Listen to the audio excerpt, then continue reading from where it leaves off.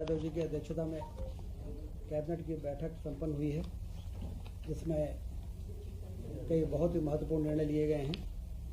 सिंचाई परियोजना की स्वीकृति हुई है।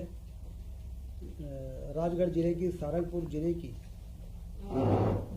सारंगपुर तहसील की मोहनपुरा विस्तारीकरण सिंचाई परियोजना 396.21 करोड़ की प्रशासकीय स्वीकृति प्रदान की गई। खकनार तहसील के 26 गांवों की 11,040 हेक्टेयर भूमि में सिंचाई होगी, जिसमें 10,400 कृषक परिवारों को लाभ होगा। इसी के साथ सुल्तानपुर उद्वहन सिंचाई परियोजना जो रायसेन जिले की है, इसमें 115.99 करोड़ की प्रशासकीय स्वीकृति प्रदान की गई है।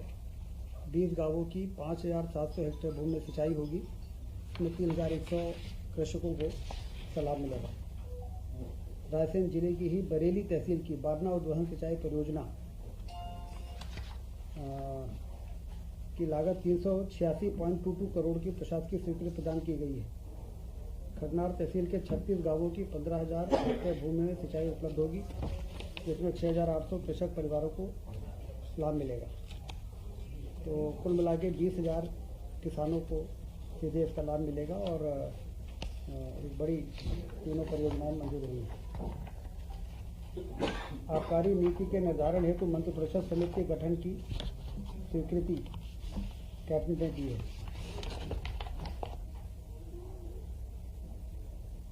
रामचरण गौतम स्वर्गीय सहायक उप निरीक्षक को ड्यूटी के दौरान दुखद मृत्यु होने पर 1 करोड़ रुपए के श्रद्धा निधि कैबिनेट ने मंजूर की। स्वर्गीय श्री रामचरण गौतम सहायक उप निरीक्षक ASI थे। 10 लाख रुपए मिले थे, 10 लाख रुपए मिल चुके थे, बाकी घोषणा थी, अब ये 1 करोड़ इनको पूरा मिलेगा। संदीपनी विद्यालय योजना के तहत द्वितीय चरण हेतु 200 सर्व सुविधा संपन्न संदीपनी विद्यालय की स्थापना की स्वीकृति कैबिनेट ने दी है और इसमें लगभग 3660 करोड़ रुपए व्यय होंगे। तो कुल मिला के जो पहले लगभग 275 विद्यालयों की स्वीकृति हुई थी प्रथम चरण में, द्वितीय चरण में 200 और विद्यालयों की होगा। इसमें लगभग 17 से 18 करोड़ रुपए प्रति विद्यालय खर्च होगा। शैक्षणिक वर्ग के शिक्षकों के लिए चतुर्थ क्रमोन्नति वेतनमान योजना लागू करने की स्वीकृति सहायक शिक्षक तथा नवीन शैक्षणिक संवर्ग की स्वीकृति हुई है। इसमें उनको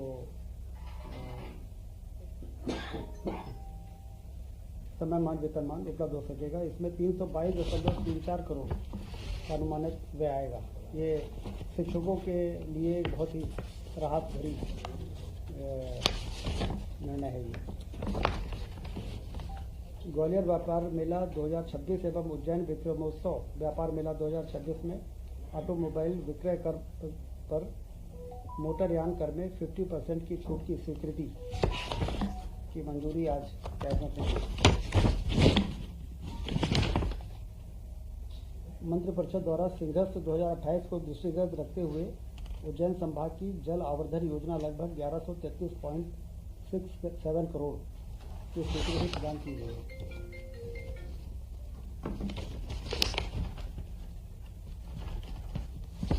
मध्य प्रदेश स्पेस टेक 2026 की स्वीकृति हुई है। यह बहुत ही महत्वपूर्ण नीति का अनुमोदन हुआ है आज। यह नीति उपग्रह निर्माण, भू स्थानीय विश्लेषण एवं डाउन स्ट्रीम अनुप्रयोगों में नवाचार को बढ़ावा देगी। आगामी 5 वर्ष में 1,000 करोड़ का निवेश और लगभग 8,000 का रोजगार सृजन संभावित है। अनुमानित वित्तीय भार 628 करोड़ रुपए। मध्य प्रदेश स्पेस टेक नीति 2026 स्पेस टेक्नोलॉजी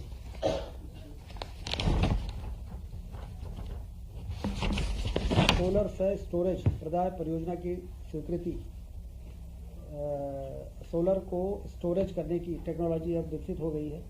चाहे हम उसको बैटरी में स्टोर करें, चाहे हम सोलर पंप के द्वारा लिफ्ट करके और कोई डैम बना के और उसको स्टोरेज करें, और जब पीक आवर्स आता है तो सोलर के द्वारा बनाई गई बिजली को भी हम रात में भी यूज़ कर सकते हैं। ये जो नवाचार तेज़ी से आगे बढ़ रहा है प्रधानमंत्री जी के नेतृत्व में, उसमें मध्य प्रदेश बहुत सक्रिय है। और आज सोलर से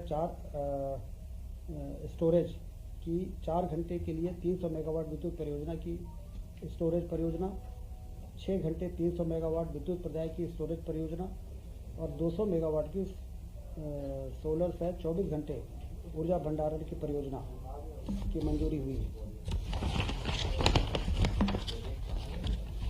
ये अलग अलग लोकेशंस में एक्सप्रेशन ऑफ इंटरेस्ट निकाला जाएगा, बीडर्स आएंगे, वही इन्वेस्टमेंट करेंगे और फिर जो लोएस्ट टैरिफ पर बिजली देगा, जैसे मुरैना परियोजना का आपको ध्यान होगा, ₹2.25 में टैरिफ जो L1 होगा उसको वो प्रोजेक्ट अवार्ड होगा, फिर वो बना के और बिजली को हमारी डिमांड के हिसाब से वो पीक आवर्स में हमको सप्लाई करेंगे।